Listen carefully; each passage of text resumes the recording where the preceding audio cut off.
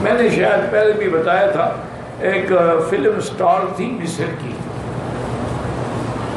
بڑی مشہور film star, جو لاکھوں نہیں کروڑوں میں معاوضہ لیتی تھی فلموں میں۔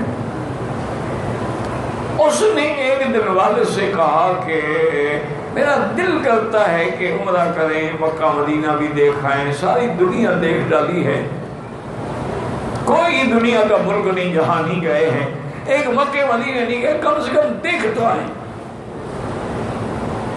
اور نے کہا کہ بیٹی تم وہاں کیا کرو؟ اس کا نہیں، بس ہم دیکھنے جائیں گے اور کیا کریں گے، یہاں بھی تو ہم ڈرامہ کرتے ہیں نا فلم میں، تو وہ بھی ڈرامہ سمجھ کے احرام بھی باندھ لیں گے، طواف بھی کر لیں گے، عمرہ بھی کر لیں گے۔ انہوں نے کہا ٹھیک ہے۔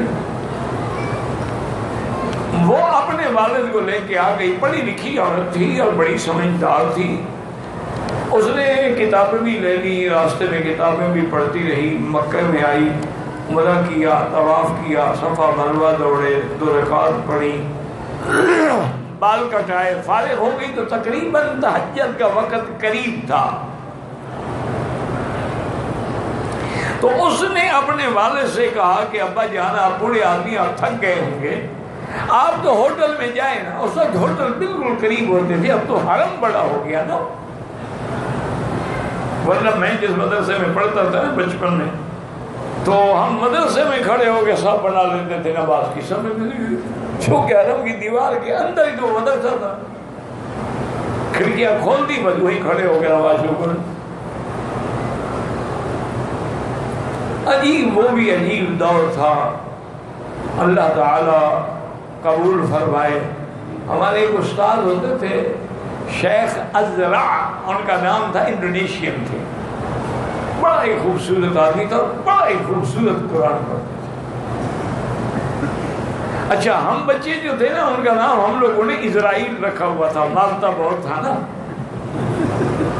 تو نام تو ازرع تھا، ہم نے اسرائیل بنا رکھا۔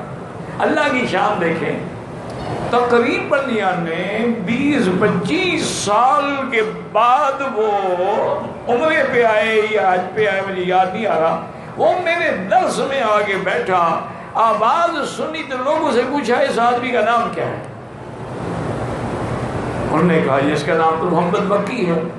اور نے کہا معلوم ہوتا ہے یہ وہی ہے جو میرا شاگرد تھا۔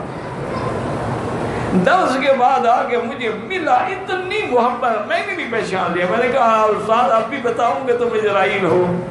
بڑا اچھا، کہتے یاد ہے تمہیں؟ میں نے کہا یاد ہے، تمہاری مار بھی یاد ہے؟ کہتا مارا تھا تو آج کرسی پہ بیٹھے ہو نا، اگر نہ مارتا تو پھر کیا پڑھتے تم؟ اتنا اچھے آدمی تھے اور اتنا خوبصورت قرآن۔ اب ماشاءاللہ انڈونیشیا میں، ملیشیا میں، یعنی ہر جگہ ایسے ایسے قاری پیدا ہو گئے ہیں کہ بالکل مصری قراء کی طرز میں پڑھ سکتے ہیں۔ اب پاکستان میں بھی ہے، ہندوستان میں بھی ہے۔ تو بہرحال اس نے کہا کہ ابا جان آپ ہوٹل پہ جائیں، تہجد کی اذان قریب ہے، میں بیٹھ جاتی ہوں حرم میں، میں کچھ قرآن شریف پڑھتی ہوں، اس کے بعد تہجد ہوگی، پھر فجر کی نماز ہوگی، تو فجر کی نماز پڑھ کے ہی آپ نماز پہ آ جائیے گا، اور اگر سو گئے تو پھر ٹھیک ہے، میں نماز پڑھ کے ہوٹل میں آ جاؤں گی۔ وہ لڑکی کہتی ہے کہ میں نے قرآن شریف پڑھا، اور قرآن شریف پڑھتے پڑھتے پھر میں کعبۃ اللہ پہ غور کر کے ایسے نظریں ٹکا کے بیٹھ گئی، اور میں نے کہا میرا مولا تو سب کا خدا ہے نا، ہم گناہ گاروں کا بھی تو خدا ہے، اگر تو اس گناہ گار پہ بھی رحمت کر دے کہ مجھے اس کعبۃ اللہ کی شان سمجھ آ جائے کہ کیا حکمت ہے کہ ایک کوٹھا ہے، کالا غلاف ہے، اور پوری کائنات اس کے بغیر پھر رہی ہے۔ وہ کہتی ہے بس میں نظریں ٹکا کے بیٹھ گئی، درود شریف پڑھتی رہی، آدھے پونے گھنٹے کے بعد مجھے ایسے محسوس ہوا کہ جیسے کعبۃ اللہ سے کوئی چیز آئی ہے اور میرے اندر داخل ہو گئی۔ کہتی میں نے رو رو کے نماز پڑھی فجر کی، بڑی مشکل سے۔ میرے والد بھی آ گئے، میں نے کہا ابا جان اب ہم اشراق پڑھ کے جائیں۔ میں ابھی طواف کرتی ہوں. میں نے ان کو نہیں بتایا.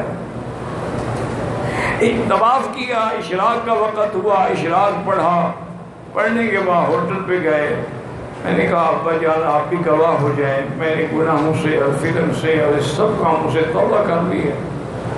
آپ بازار سے میرے لیے برقع خرید کر کے لے آ، میں بغیر برقعے کے اب میں نہیں جاؤں. کہتی میں نے اسی وقت برقع پہن لیا، مدینہ پاک گئی، پھر آ کے عمرہ کیا. آج آپ حیران ہوں گے کہ اس نے واپس جا کے درس قرآن کھولا اور تحفیظ قرآن کا مدرسہ قائم کیا. اس کے مدرسے میں ہزاروں بچیوں نے قرآن حفظ کیا. تو